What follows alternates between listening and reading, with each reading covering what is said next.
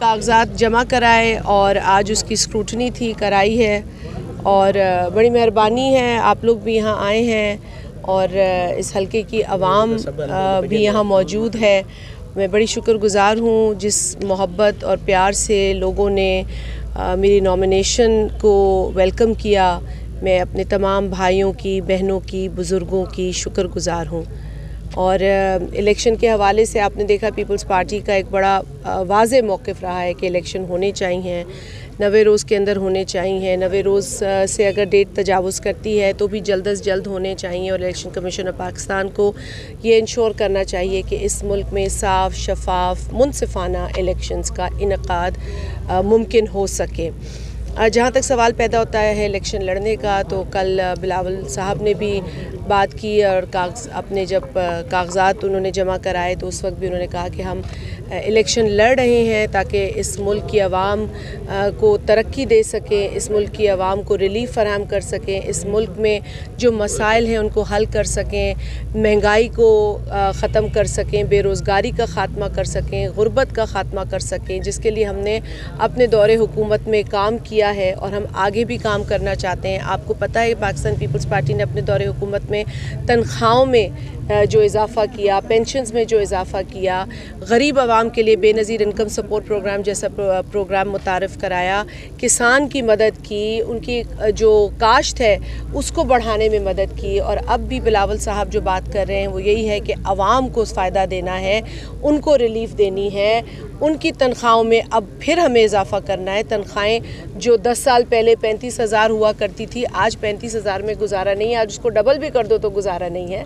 तो गरीब को अवामी लोगों की ज़रूरत है, उनके जो दुख दर्द समझे उनकी ज़रूरत है। पीपल्स पार्टी अवाम का दर्द समझती है, अवाम का दुख समझती है और उनके साथ खड़ी रही है और इंशाल्लाह खड़ी रहेगी। अच्छा मैम, सवाल करूँगा कि मुख्तलिफ सोशल मीडिया पर भी कल बहुत सारे सवाल उठ रहे थे कि मखसूस अब तक देखिए, हमने ऐलान ये भी किया था कि 27 दिसंबर को जब शहीद मोहतरमा बेनज़ीर भुट्टो साहिबा की शहादत की हम बरसी के लिए जाएंगे तो वहाँ से हम इसका ऑफिशियली अनाउंस करेंगे, कैंपेन को हम स्टार्ट करेंगे।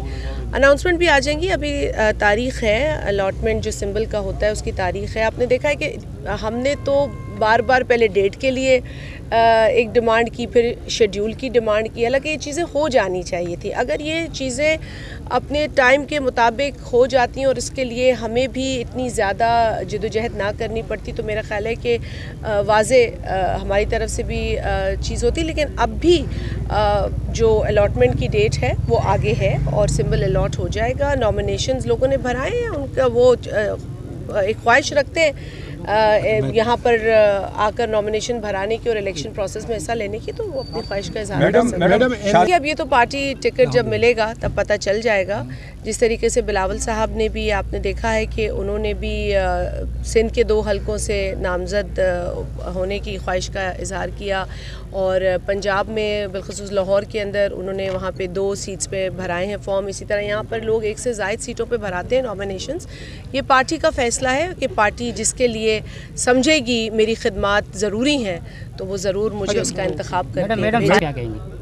देखिए, मेरा ख़्याल है कि एतराज़ जो लोग उठा रहे हैं, पहले इलेक्शन कमीशन ऑफ पाकिस्तान पे भी एतराज़ उठा रहे थे। हमने बावजूद मसाइल के, बावजूद डिले के, हमने कभी भी एक आइनी इदारे को जो है उसको हमने उसके ऊपर हमने तनकीद मुनासिब नहीं समझी। हमारी रिजर्वेशंस हैं इलेक्शन कमीशन ऑफ पाकिस्तान के हवाले से, वो थी कि जी आप जल्दी से डेट का अनाउंस क्यों नहीं कर रहे, आप शेड्यूल क्यों अनाउंस नहीं कर रहे, आप सिंध में होने वाली जो केयर टेकर गवर्नमेंट है उसकी जानिब से जो खुली ज़्यादती है उसका क्यों नहीं नोटिस ले रहे, क्योंकि उनका एक मैंडेट है। मैंडेट से जब केयर टेकर गवर्नमेंट तजावुज़ करती है तो इलेक्शन कमीशन ऑफ पाकिस्तान को उसका नोटिस लेने की ज़रूरत है। फिर आपने देखा कि यकायक कोई ट्रांसफ़र पोस्टिंग्स कर दी गई जो कि नहीं होनी चाहिए थी, उस पर भी हमने इलेक्शन कमीशन ऑफ पाकिस्तान से रुजू किया। तो जिस फोरम से रुजू करना ज़रूरी है हम करते हैं, लेकिन उनको इस वक्त टारगेट करना मैं समझती हूँ ये मुनासिब अमल नहीं है। इन वक्त जेके चवन पिया तमाम 229 आयो तो कल भी जो बिलावल साहब से मुलाकात थी नवाब शाह में, उनमें कुछ तब्दीलियों बुधायूं पई वञन त थींदियूं, इन हवाले से सागर ज़िले में अदा मोते को मोस्ताई को अड़ी खबर न रसी आ, पर जीअं मूं चयो आहे त 209 ते बि मूं भराया आहिनि, बिल्कुलु 210 बि आहे, पर रुगो मूं त न भराया आहिनि न, ॿियनि बि भराया आहिनि। लिस्ट आहे पूरी, पार्टी जा बि माण्हू आहिनि, त उन में जिथे जिथे अप्लाई कयूं था उहे त ठीकु आहे, पंहिंजी हिकिड़ी इंट्रस्ट जो खे शो कयूं था, या पार्टी भी समझे थी त असांखे भराइण खपे हर हंधि, पर आख़िर फ़ैसिलो त टिकट जो थींदो जॾहिं सिंबल अलॉट थींदो, त सिंबल जिथे लाइ बि अलॉट थींदो उते असां बीह रहंदासीं। मैडम आपकी मुखालिफ पार्टी जो है उस पे आपने कोई उनके सजात पे किसी चीज़ पे आपने कोई एतराज़ दाखिल करने की कोई आपका इरादा है?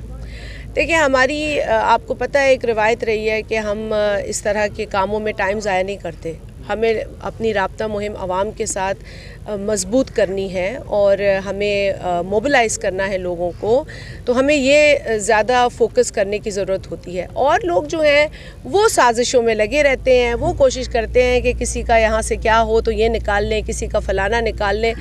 हम आवाम की अदालत में जा रहे हैं और मैंने पहले भी कहा है कि हमारी जो लड़ाई है वो किसी शख्स या जमात से नहीं है। हम इलेक्शन लड़ रहे हैं आवाम की बेहतरी के लिए। सांगड़ के अंदर जो जो मैंने काम किया है, जब जब मुझे आवाम ने मुंतखब किया है, और मैं आवाम से मुंतखब होने को तरजीह देती हूँ। एक बात मैं आप भाइयों के तवज्जुह से कहना चाहती हूँ कि मैं आवाम के ज़रिए ऐवान में मुंतखब होकर जाऊँगी तो मुझे बहुत खुशी होगी, क्योंकि जो मैंने खिदमत की है 235 पे और 216 पे, मैं वही खिदमत जारी व सारी रखना चाहती हूँ। अब मुझे जो हल्का दिया जाएगा उसके ऊपर और बहुत काम है करने का। मेरी ख्वाहिश है कि मैं अपने लोगों के लिए एक बेहतरीन हस्पताल बनवाऊँ। मेरी ख्वाहिश है कि मैं अच्छे जो काम है उसके तसलसल को जारी रखूँ। जो आप देख रहे हैं कि स्कीम्स के ज़रिए बेहतरी आई है, और जो लोगों के जहन में जो एक तब्दीली, एक इनकलाब आया है, मैं चाहती हूँ उसमें और बेहतरी आए, समाज में बेहतरी आए, शऊर आए। मैं हरगिज़ नहीं चाहूँगी कि ये सिलसिला रुके, और इसीलिए मैं चाहूँगी कि सांगड़ की आवाम मेरा इंतखाब करके मुझे ऐवान में भेजे, तो मैं उनके मसाइल को जिस तरीक़े से उठाती रही हूँ, चाहे वो गैस का इशू हो, चाहे वो हारी का इशू हो, चाहे वो मज़दूर का इशू हो, चाहे वो पानी का इशू हो, मैं उनकी आवाज़ बनकर एक बार फिर कौमी असम्बली के ऐवान में जाऊँ और सांगड़ के अवाम की नुमाइंदगी करूँ बेहतर तरीके से। मैडम जी, इस वक्त पूरे सिंध के अंदर अलायंस बनने जा रहा है, ज़ाहिर अलायंस तो पहले भी बनते रहे हैं, लेकिन कह रहे हैं कि दफ़ा अलायंस बड़ा ख़तरनाक होगा आप लोगों के लिए। ये तो 2013 में भी सुनते थे, 2018 में भी हमें इसी तरह की बात सुनाई दी। मेरा ख्याल है वही बीन बज रहा है। पाकिस्तान पीपल्स पार्टी अपने इलेक्शन में जब जाती है तो अपने मैनिफेस्टो और अपने प्रोग्राम और अपने नज़रिए के तहत जाती है। हम आपके तवज्जुह से ज़रूर ये कहेंगे कि देखिए, हम किसी भी सियासी, जैसे कल परसों बिलावल भुट्टो ज़रदारी साहब ने भी कहा कि हम किसी भी सियासी जमात के सियासी कारकुन के ख़िलाफ़ नहीं हैं, बल्कि हम तो कहेंगे कि सियासी कारकुन, अगर कोई अच्छा सियासी कारकुन है तो वो अच्छे नज़रिए से जुड़े, वो अवामी नज़रिए से जुड़े, जो आवाम से रब्ता करने वाली जमात है उसको देखे, और जिसने अपना हिस्सा इस मुल्क की तरक्की में डालना है उसे डालना चाहिए। शेर भी आ रहा सिंध में।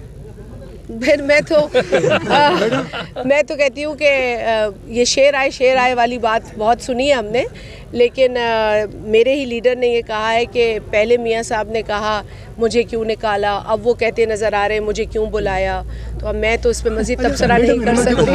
माहौल जुड़े पियो तो 2018 में हिकिड़ो अलॻि लाडलो हो, हिन महिल 2024 में नओं लाडलो पैदा कयो पियो वञे, इन में केतिरी हक़ीक़त है? भाई देखें, लाडला होना चाहिए आवाम का।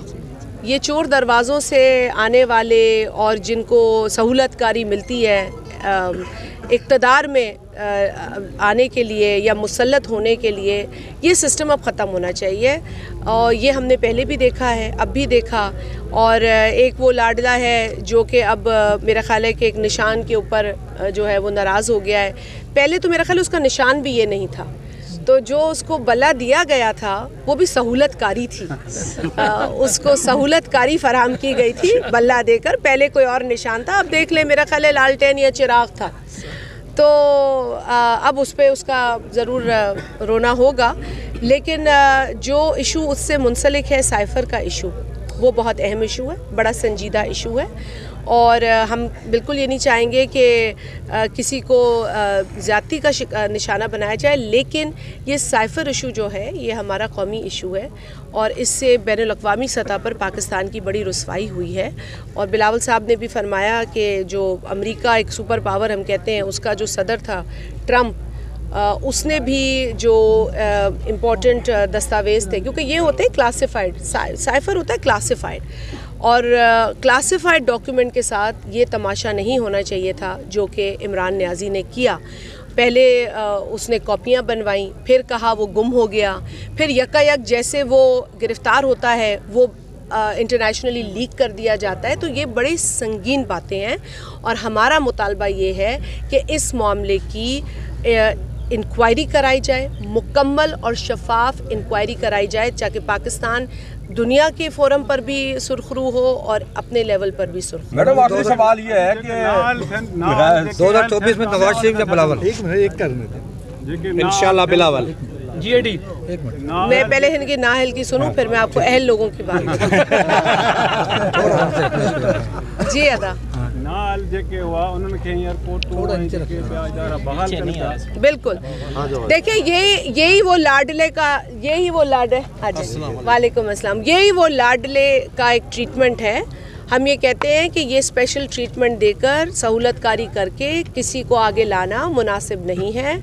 अवामी फोरम, अवामी प्रोसेस, इलेक्शन प्रोसेस के ज़रिए ही लोग आने चाहिए और लेवल प्लेइंग फील्ड देनी चाहिए, किसी का रास्ता रोकना नहीं चाहिए। हमारे वोटर अगर वोट देने निकलें तो इनके लिए हर किस्म की सहूलत होनी चाहिए। इनके दिल में ये परेशानी या जहन में ये परेशानी नहीं होनी चाहिए कि हम वोट डालने जाएंगे और हमें रोका जाएगा। तो ये होता है साफ, शफाफ, मुनसिफाना इलेक्शन का माहौल जो कि इलेक्शन कमीशन ऑफ पाकिस्तान को बनाना चाहिए। रही बात दीगर लोगों को रिलीफ देने की या क्लीन चिट देने की, तो ये नामुनासिब है। मतलब वो नैब जो हम हमेशा कहते रहे हैं कि सियासी इंतकाम के लिए बनाया गया, सियासी इंतकाम के लिए इस्तेमाल किया गया, और अब वही नैब धड़ाधड़ जो है वो क्लीन चिट दे रहा है। यकायक उसको कोई जो है वो दूध से धुला नज़र आ गया, तो ये मुनासिब नहीं है। इन पर उंगलियां पहले भी उठी हैं और फिर उठ रही हैं। इनको अपनी कारकर्दगी पर गौर करने की ज़रूरत है। और आपने पूछा आइंदा वज़ीर आज़म, तो मैं तो कहती हूँ वज़ीर आज़म बिलावल।